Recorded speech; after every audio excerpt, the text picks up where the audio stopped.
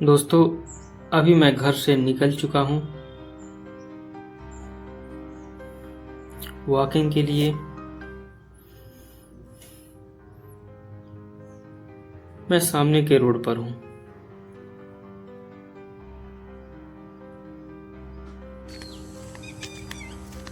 और आगे मैं आधे रास्ते में पहुँच चुका हूँ वॉकिंग करते करते। अभी टाइम सुबह के 5 बजे हैं। अब मैं रेलवे ट्रैक पे पहुँच चुका हूँ। रेलवे ट्रैक पार करते हुए मैं आगे निकल रहा हूँ। ये हमारे यहाँ का नया रेलवे ट्रैक जो अभी बन रहा है।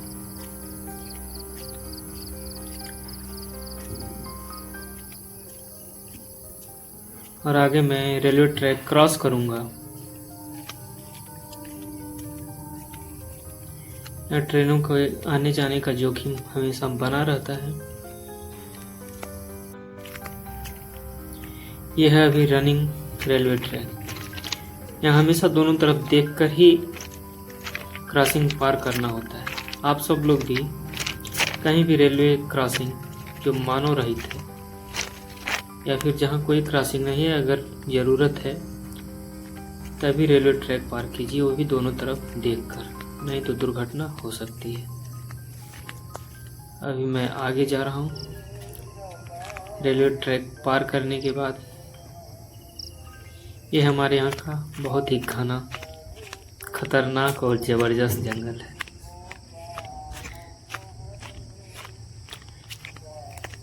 एक बड़ा सा गड्ढा रास्ते में है। इसको पार करते हुए मैं अभी जंगल में निकलूँगा।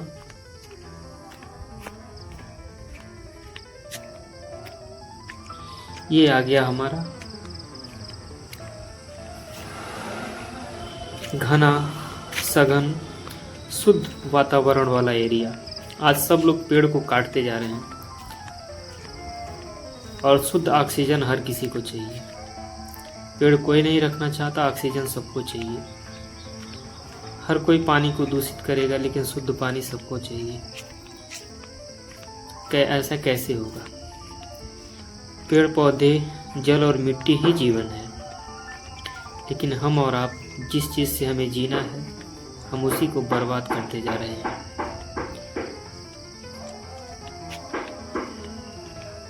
लोग जितना ही पढ़ रहे हैं, जितना ही ज़्यादा एजुकेटेड हो रहे हैं, उतना ही ज़्यादा प्राकृतिक संसाधनों को बर्बाद करते जा रहे हैं। हम लोगों से अच्छा तो पहले के हमारे बुजुर्ग ही थे। कम से कम प्राकृतिक संसाधनों को तो सुरक्षित रखते थे, मिट्टी को अच्छे से रखते थे, पेड़ पौधों को कम से कम काटते थे, हमेशा प्रकृति की तरफ झुके रहते थे। और यही कारण था कि वो लोग कम बीमार पड़ते थे। लेकिन हम और आप केवल किताबी ज्ञान, कंप्यूटर सिस्टम और चश्मा लगा के अपने आप को बहुत बड़ा पढ़ा लिखा समझते हैं। लेकिन वास्तव में उन बुजुर्गों के आगे हम लोगों की ना तो कोई समझ बूझ है, न कोई औकात है।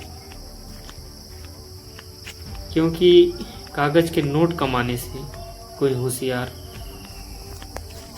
और कुछ पढ़ लिख कर डाटा दिमाग में रखने से कोई बहुत चालाक नहीं हो जाता है। हम आ गए अपनी व्यायामशाला पर। अब आगे हम थोड़ी दूर तक और वॉकिंग करेंगे, शीतलहरी फिर पड़े रिटर्न लगा। होंगे और उसके बाद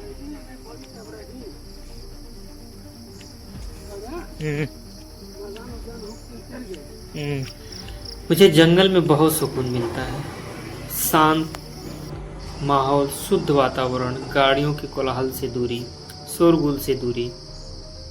प्रकृति की गोद में इतना सुकून मिलता है कि कहिए मत। मानो जीवन ही बदल गया हो कुछ समय के लिए। और जंगल में जाने के बाद आने का मन नहीं करता।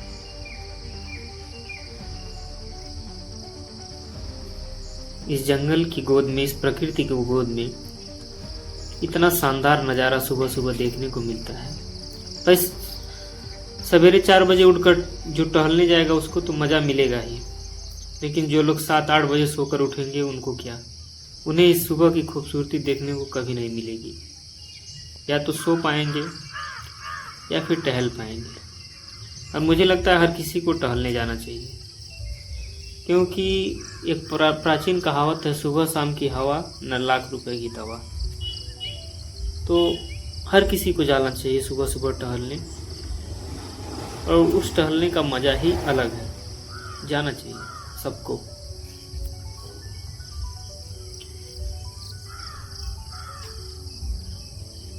अगर आप नहीं जाते हैं टहलने तो अब से जाया कीजिए, क्योंकि टहलने का वह मज़ा सुबह सुबह प्रकृति की गोद में नेचुरल हवा और नेचुरल ब्यूटी पेड़ पौधों की, वह देखने